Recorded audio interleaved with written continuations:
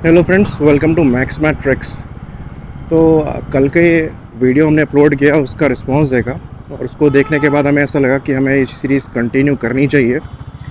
पर सीरियसली मैं आज वीडियो बनाने के मूड में नहीं था। उसके पीछे बड़ा रीज़न ये है कि मेरी तबीयत ठीक नहीं है। पर कल सबसे ज़्यादा जो मेरा दिमाग ख़राब हुआ था वो ऑडियो को सुनकर हुआ था।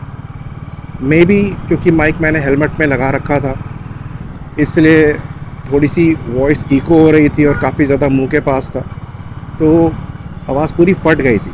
तो वो एक्सपीरियंस पूरा ख़राब हो गया था। तो ये एक तो सुधारना था मेरे को। मेरे से पता है वेट नहीं होता। अगर मुझे कोई प्रॉब्लम पता है एग्जिस्ट कर रही है, तो जब तक मैं सॉर्ट नहीं कर लूँगा ना, तब तक मेरे को चैन नहीं आता। तो आज पहला तो ये था कि मुझे ये सॉर्ट करना था। दूसरा ये था कि यार कल मैं गलियों से शॉर्टकट मार कर लेकर आया, तो एक पड़ोसी हमारा कहता कि भाई ये तो लाहौर लग रहा।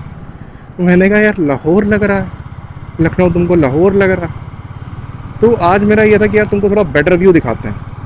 ये लखनऊ लाहौर नहीं है, ये मैं तुमको गलियों से लेकर आया था, ऐसा है नहीं। तो जहाँ मैं यूजुअली बाइक चलाता हूँ, मैं आपको वहाँ ले जाऊँगा आज, और स्टेडियम दिखाऊँगा लखनऊ का। साथ में बगल में एक पलासियो मॉल है, तो होपफुली आपको वहाँ दिखाता हूँ मैं। और साथ में एक इम्पॉर्टेंट टॉपिक भी है जिसको हम डिस्कस करेंगे। तो जियोपॉलिटिक्स का टॉपिक नहीं है ये है। अरे भाई एक सेकंड। हाँ, तो क्या कांड हुआ है कि रशिया में जो SU-57 इनका फाइटर है, वैसे ही गिने चुने नंबर में है, और उससे भी ज़्यादा गिने चुने नंबर में इनके S-70 ओकॉटनिक लॉयल विंगमैन एयरक्राफ्ट हैं। बेसिकली ड्रोन है, करीबन 2 के नंबर में बताए जाते हैं। उसमें से एक जो है वो शूट डाउन हो गया, और कहानी ये है कि उसको शूट डाउन जो है वो SU-57 ने ही किया है। तो काफ़ी इंटरेस्टिंग विजुअल्स जो हैं वो निकल कर सामने आए हैं, और डेफिनेटली आप चेकआउट करिएगा। मैं पोस्ट एडिट इसमें ऐड कर दूंगा, तो आप लोग को दिख जाएगा। तो आज हम डिस्कस करेंगे कि क्या रीज़न्स हो सकते हैं कि SU-57 ने S-70 ओकॉटनिक को शूट डाउन किया हो, और इससे क्या मैसेज जाता है कि रशिया में जो टेक्नोलॉजिकल प्रोग्रेस है वो कैसी चल रही है। एक सेकंड भाई लोग। हाँ, तो बेसिकली क्या है कि S-70 ओकॉटनिक जो है वो एक बहुत बड़ा UCAV है। करीबन 25,000 किलोग्राम का उसका टेक ऑफ वेट कहा जाता है, जो कि ऑलमोस्ट बड़े फाइटर एयरक्राफ्ट के साइज़ का है। अगर आप उसे SU-57 के साइड बाई साइड रखेंगे तो आपको दोनों लगभग लगेगा कि यार साइज़ में कुछ कंपटीशन है दोनों के। तो बेसिकली क्या है कि SU-57 एक सिंगल इंजन एयरक्राफ्ट है, सॉरी सिंगल सीट एयरक्राफ्ट है, और ये फ्लाइंग विंग UCAV जो कि हमारा S-70 है। एक सेकंड भाई जाने देते हैं, यहाँ पर ट्रैफिक थोड़ा कम हो तो वहाँ से नापते हैं। तो ये लॉयल विंगमैन है एक्चुअली। तो इसे SU-57 के साथ फ्लाई करना है और उसकी कमांड पे टारगेट्स को एक्वायर करना है और टेक डाउन करना है। मोस्टली इसको ग्राउंड अटैक ऑपरेशंस के लिए इस्तेमाल किया जाएगा, और करीबन 2000 किलोग्राम का वेपन पेलोड ये कैरी करने में सक्षम है। क्योंकि ये इतना बड़ा है तो यहाँ पर जो रेंज है वो आपको काफ़ी इंप्रेसिव मिल जाती है। करीबन 3000 किलोमीटर के आसपास की इसकी कॉम्बैट रेंज कही जाती है। नॉर्मल रेंज 6000 किलोमीटर के आसपास की बताई जाती है। ये पब्लिक डेटा फिगर है, जाने देते हैं भाई। स्विफ्ट वाला भाई कसम से बढ़ जाएगा ना, बचेगा कुछ नहीं अंदर, लेकिन गर्मी बहुत रहती इनके। इस सर्कल क्रॉस कर लेते हैं, फिर बात करते हैं। तो ये हम गोमती नगर में आ गए, ठीक है। और यहीं पर पार्क बना हुआ है जो मायावती जी ने बनवाया था। यहाँ पर मायावती जी की भी फ़ोटो है। भाई साहब,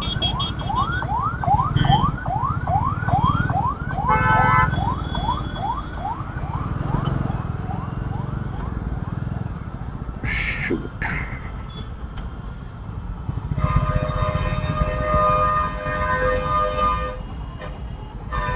यहाँ बहुत केयरफुल रहना पड़ता।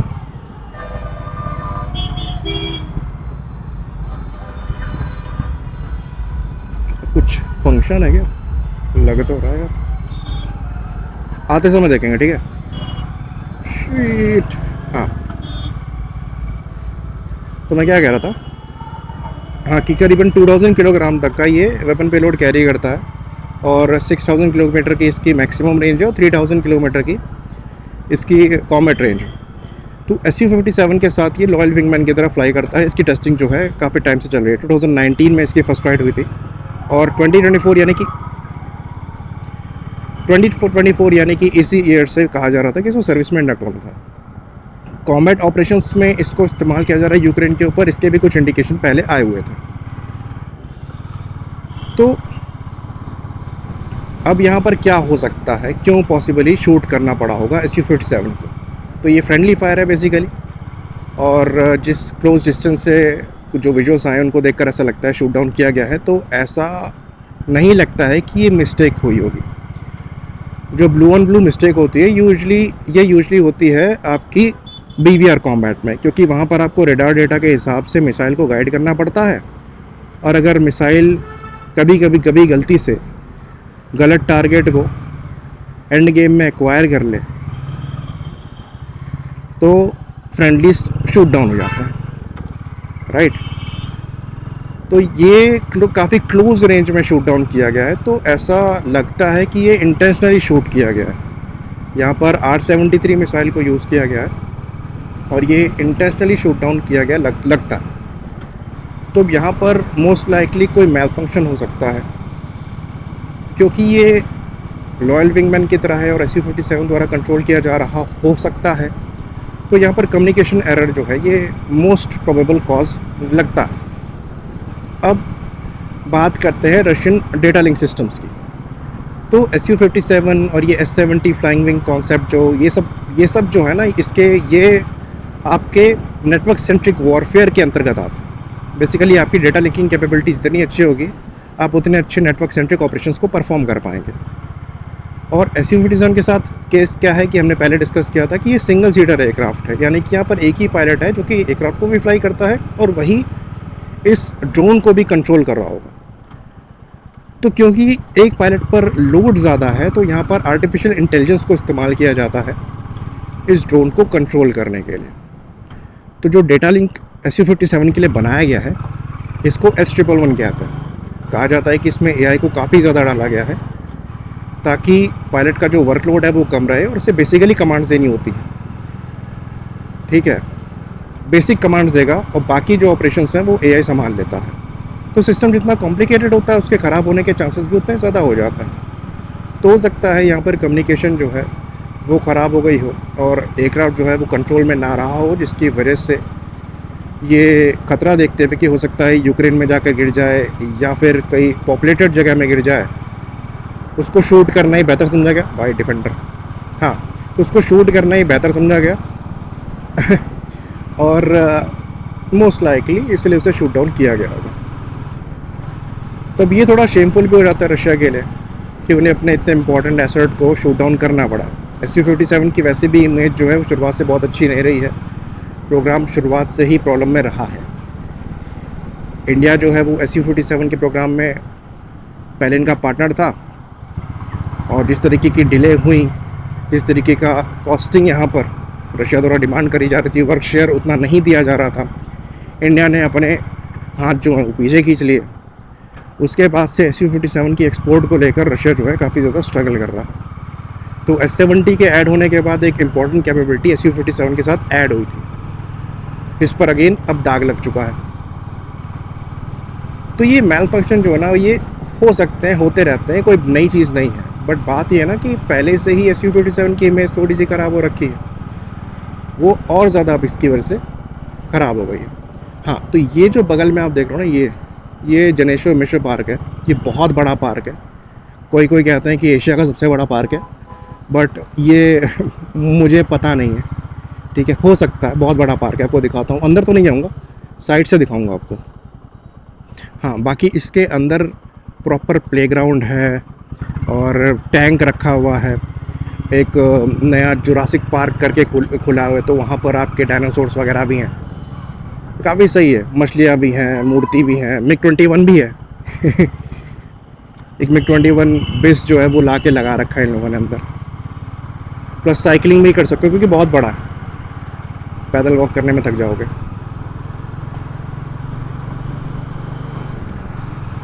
तो ये जो एरिया मैं आपको दिखा रहा हूँ ना, ये अभी मेन जो डेवलप किया जा रहा है लखनऊ का। थोड़ा आगे चले जाएंगे तो कैंट एरिया पड़ जाएगा, जहाँ पर इंडियन आर्मी की सेंट्रल कमांड है, सूर्या कमांड।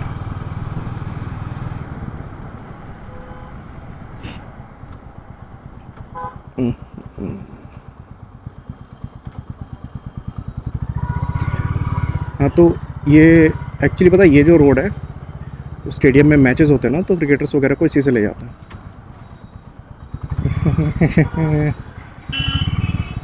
भाई क्या कर रहे हो?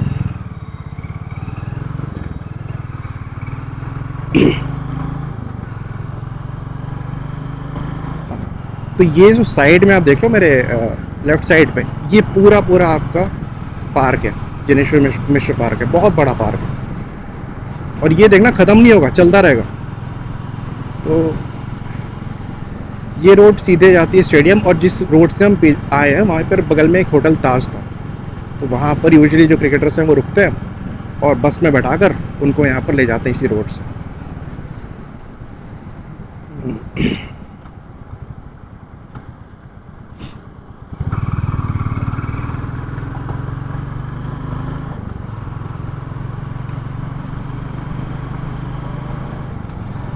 यहाँ पर थोड़ा ना थ्रोटल खोलने का मौका मिल रहा है। कल साला दिमाग ख़राब हो गया था, पता है, इतनी भीड़ है। एक्चुअली फेस्टिव सीज़न चल रहा है, तो ख़रीदारी भी हो रही है, प्लस पंडाल भी लग रहे हैं, प्लस लोग जो हैं वो भी घूमने आ रहे हैं। ये टाइम एक्चुअली मुझे ना पूरा साल का सबसे अच्छा लगता है। इसके पीछे रीज़न ये है कि पहली बात तो फेस्टिवल सीज़न है, और थोड़ी थोड़ी ठंड पड़ना चालू हो जाती है। हाँ, मैं पता है शुरुआत में सोच रहा था कि दूसरा माइक जो है ना वो एग्जॉस्ट के पास, यानी कि अपने साइलेंसर के पास लगा दूँ, ताकि मस्त आपको एग्जॉस्ट नोट सुनाई दे। लेकिन कोई सोच रहा जाने तो मेरी आवाज़ ही सुनाई देगी, तो कल वैसे ही ख़राब आई है, तो अभी एक्सपेरिमेंट करना नहीं चाहता हूँ मैं।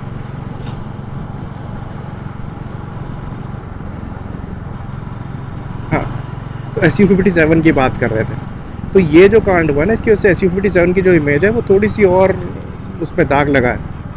बाकी इंजन को लेकर तो इशू चल ही रहा था कि जो इनका AL-51 है या फिर इजीलिया 30, वो उसमें वैसी डिले हो गई थी। नए नए इंजन टेस्ट कर रहे थे, पहली बार तो फॉल्ट आ ही गया था जिस इंडिया के सामने जो डिस्प्ले कर रहे थे, इंजन बर्न आउट हो गया था, फ्लेम आउट हो गया था, सॉरी। तो वो एक इशू आया था। उसके बाद फिर अभी टेस्टिंग वेस्टिंग करके अभी ये न्यूज़ आ रही थी कि हाँ, ये इंजन जो है वो सर्टिफाई हो गया है, अब ये प्रोडक्शन वेरिएंट से लगाना चालू कर देंगे। खैर अभी तक तो एयरक्राफ्ट नहीं दिखे हैं प्रोडक्शन वेरिएंट में, ये इंजन को नहीं देखा गया, पर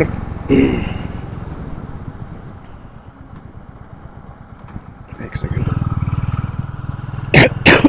सॉरी। हाँ, हाँ, हाँ,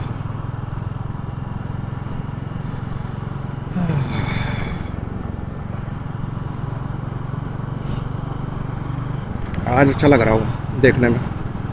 लखनऊ घूमने में मज़ा रात में ही, और स्पेशली इस एरिया में। ये देखो अभी भी पार्क चल ही रहा है, ठीक है। ये बगल में पार्क है, अभी भी चल रहा है। सॉरी।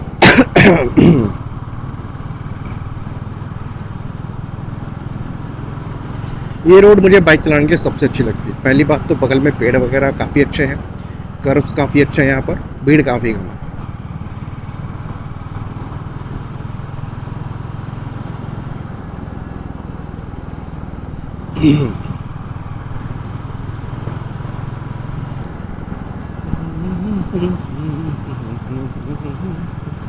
हाँ, तो इंडिया के SU-57 ले सकता है प्रेशर में। देखो यार, अभी जो कल हमारे एयर चीफ का बयान आया था ना, जो प्रेस कॉन्फ्रेंस में उन्होंने बातें बोली, उसको सुनकर ऐसा लगता नहीं कि एयरफोर्स किसी भी तरीके का प्रेशर ले रही है।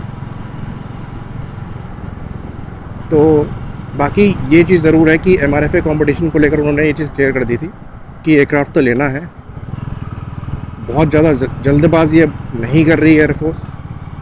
तेरस मार्क 2 के पैरेलल में भी लेगी तो भी एयरफोर्स उससे कंफर्टेबल है। बाकी MRFA के कंपटीशन में 5th जनरेशन फाइटर कंसिडर किया जा रहा है, ये चीज़ तो पहले भी जो प्रीवियस एयर चीफ थे उन्होंने क्लियर कर दी थी। तो इसके अंतर्गत वो 5th जनरेशन प्लेटफॉर्म को देखे वो बात अलग है, बट अलग से 5th जनरेशन फाइटर ये लोग देख रहे हैं ऐसा कोई इंडिकेशन मिला नहीं। हमें पर्सनली क्या लगता है, देखना चाहिए तो हाँ देखना चाहिए यार, डेफिनेटली देखना चाहिए। इसके पीछे रीज़न ये है कि पाकिस्तान को J-31 मिल जाएगा। तो अब इसके में आर्ग्यूमेंट ये आता है कि क्या 5th जनरेशन फाइटर को काउंटर करने के लिए हमें 5th जनरेशन फाइटर ही चाहिए? तो ऐसा नहीं है, फाइटर काउंटर नहीं होता। 5th जनरेशन फाइटर को काउंटर करने के लिए 5th जनरेशन फाइटर नहीं चाहिए, आपको बेटर रडार्स चाहिए, बेटर एयर डिफेंस सिस्टम्स चाहिए, एयरक्राफ्ट डिटेक्शन सिस्टम ज़्यादा बेहतर चाहिए। इसके लिए आपको एवैक्स, बाकी जो मल्टी फंक्शनल रडार्स होते हैं, मीडियम रेंज रडार होते हैं, मीडियम पावर रडार होते हैं, वो आपको बेहतर चाहिए, और लेयर्ड एयर डिफेंस सिस्टम्स चाहिए, जिस पर हम काम कर रहे हैं।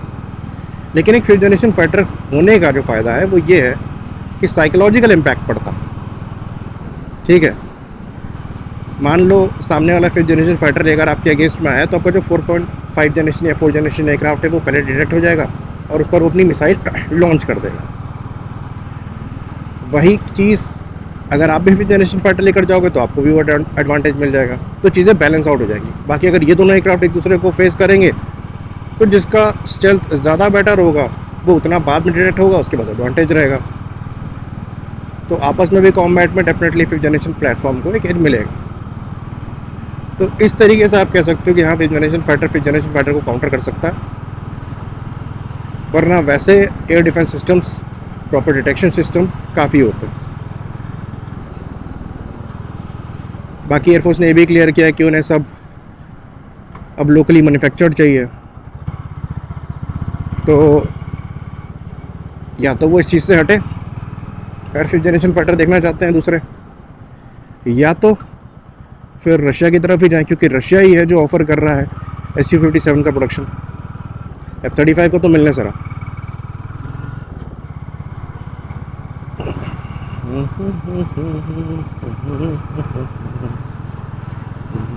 ओते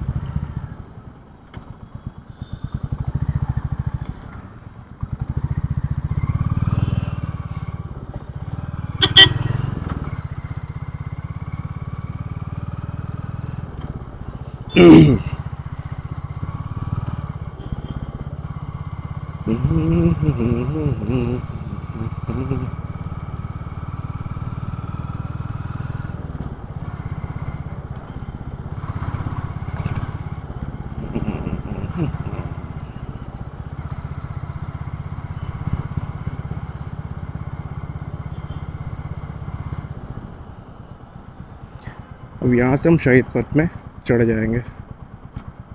ठीक है,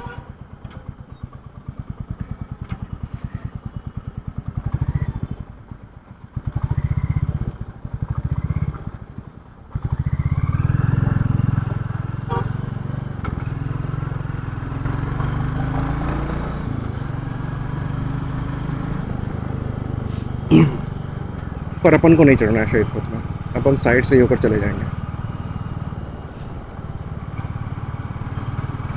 ओ, 3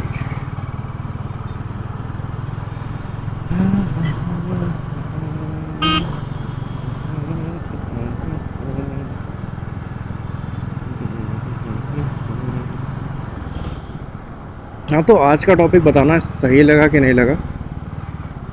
वैसे आज कुछ खास डिस्कस करने के लिए था नहीं। जियोपॉलिटिक्स में मज़ा आता है, ये स्टोरी सुनने में मज़ा आता है, पता है। ये सब टेक्निकल बातें ना, ऐसे ब्लॉग में मज़ा नहीं आता। कहानी वहानी मज़ा आता है, ये सब चलो ठीक है, कुछ था नहीं बात करने को तो कर ली।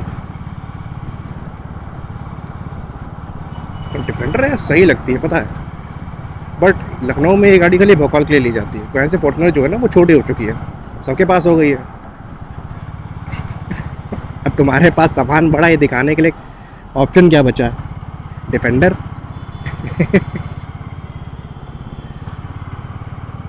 भाई साहब, और इंडिया में ईगो बहुत बड़ी चीज़ है। ये बगल में स्टेडियम है आपका, एकाना स्टेडियम। बीच में यहाँ पर पता है कोई वो यूपी प्रीमियर लीग चल रही थी तो फ्री में टिकट दे रहे थे कि जाओ देख लो। पर सही बताऊँ तो मैं ना क्रिकेट का उतना बड़ा फ़ैन हूँ नहीं, देखता हूँ खाली वर्ल्ड कप, मेरे को मज़ा आता है। बाकी आईपीएल वगैरह भी ना इतना इंटरेस्टिंग लगता नहीं मुझे, 4-4 घंटे फिर भी चले जाते हैं यार।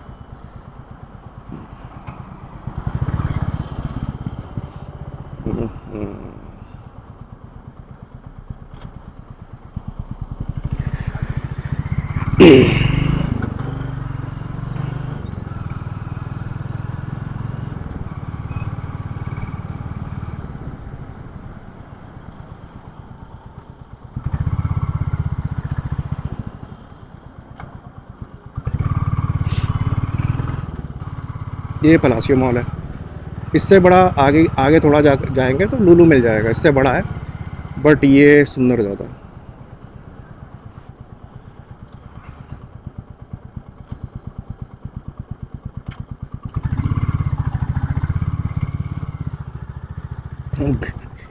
ये ना बोलते भैया कैमरा अलाउड नहीं है।